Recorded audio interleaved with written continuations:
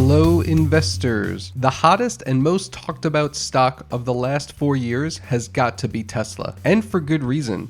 If you had bought $1,000 worth of Tesla in December of 2018, you'd have 49 shares of Tesla, and that would be worth $7,136 today, an increase of 613%. Not a bad return in just 4 years. And it's worth pointing out, Tesla is down 58% for the year. They were at $399 in January of 2022, which means that 49 shares would have been worth $19,551, just shy of being a 20-bagger. At that high of $399 a share, Tesla was valued over $1 trillion in market cap. Is Tesla really a trillion-dollar company, though? Please take a moment to like and subscribe. Your support really means a lot to us and helps us continue making content just for you. What does it take to be a trillion-dollar company right now? As of today, there are only $4 trillion companies in the world. They are Apple, coming in at $2.1 trillion, Saudi Aramco at $1.8 trillion, Microsoft at $1.79 trillion, and Alphabet, or Google, at $1.1 trillion.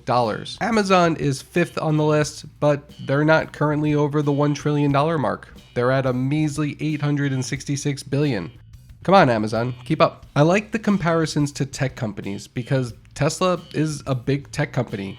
Yeah, they're also a manufacturing company, and their manufacturing capacity has allowed them to be where they are today. The tech is the star of the show, though. They make a great car, no doubt. It's powered by really great tech. So if we make some comparisons to Apple, a multi-trillion-dollar company, how much revenue is Apple pulling in each year? In their fiscal 2022 year, Apple's revenue was $394 billion, $99.8 billion in earnings. Those are some really big numbers. But Apple's a $2 trillion company, and we expect massive numbers. How about someone closer to the $1 trillion mark? Alphabet is much closer at $1.1 trillion.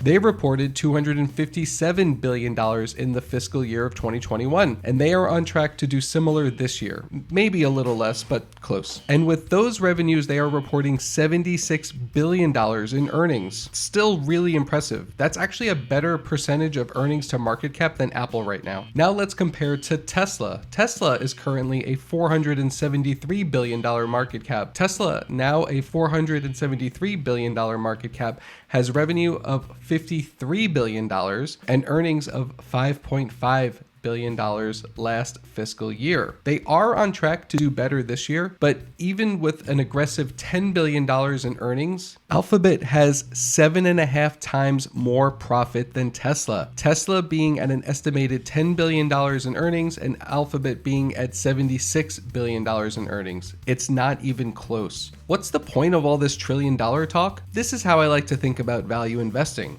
If I believe Tesla is a trillion-dollar company now, or will be in a short period of time, then I think they would be worth investing in because I would get a nice multiple on my investment relative to where they are today. If we think they won't be a trillion-dollar company for another 5 or 10 years, then we could still get a decent return by investing in them. But if it does take 8, 9, 10 years, then the opportunity cost is too high in my opinion because I think there are better growth stocks out there. And I think that's the point of the correction we've seen this year. Tesla is not a trillion-dollar company, so how can we say the stock is worth nearly $400 a share? Compared to others in that range from an earnings perspective, Tesla is not close. All that being said, I'll leave you with this. 5 years ago, I bought Tesla for $18 a share. I believed wholeheartedly in their mission and vision. I thought the product was incredible. I also ran through my value analysis at that time, and when the stock hit $22 a share, I sold. I took my profit and called it a day, thinking I had done well, but wasn't really comfortable holding it because the numbers weren't adding up.